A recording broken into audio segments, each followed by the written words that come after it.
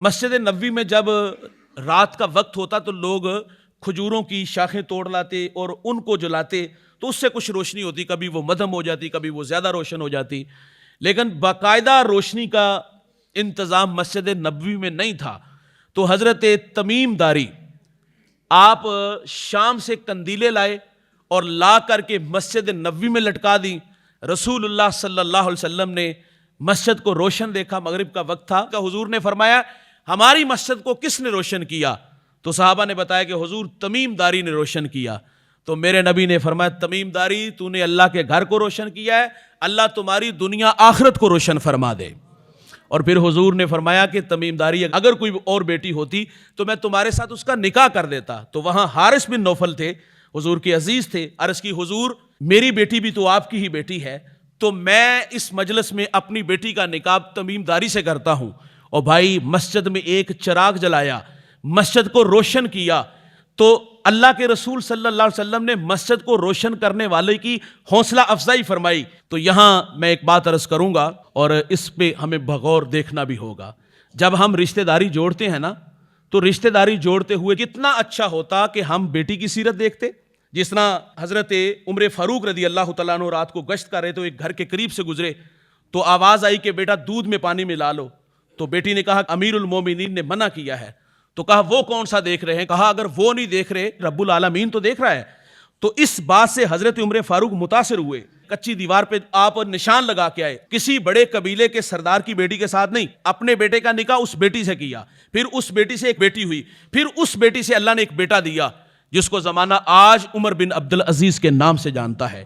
یہ ترجیحات ہیں نا۔ اگر آپ چاہتے ہیں کہ میری اولاد ایسی ہو، یعنی جس طرح کا آپ کا ذہن ہے میرے بچے آنے والے کل میں ایسے ہوں، تو پھر اپنے بچوں کے لیے ماں بھی اسی طرح کا انتخاب کیجئے گا۔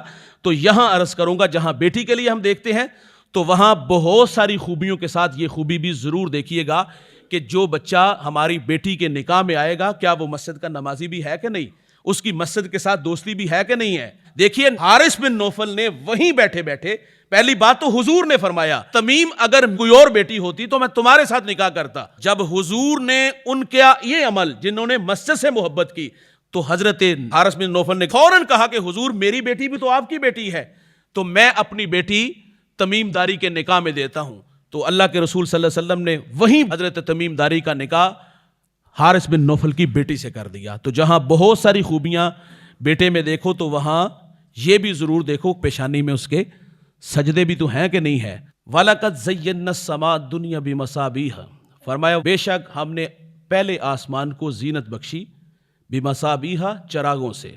تو حضرت اسماعیل حقی نے اس آیت کی تفسیر میں لکھا زمین کی چھت آسمان ہے، جس طرح وہ ستاروں سے مزین ہے، چمک رہا ہے، روشن ہے، خوبصورت لگتا ہے، تو مسجد اللہ کا گھر ہے۔ تو جب اللہ کے گھر تعمیر کرو تو پھر اللہ کے گھر کو بھی کمکموں سے، چراغوں سے روشن کرو۔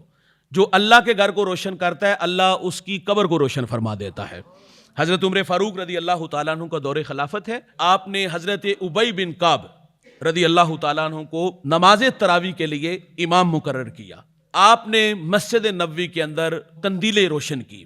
حضرت علی رضی اللہ تعالیٰ عنہ مسجد میں داخل ہوئے، مسجد کو جگمگ دیکھا، روشن دیکھا تو بڑے راضی ہوئے۔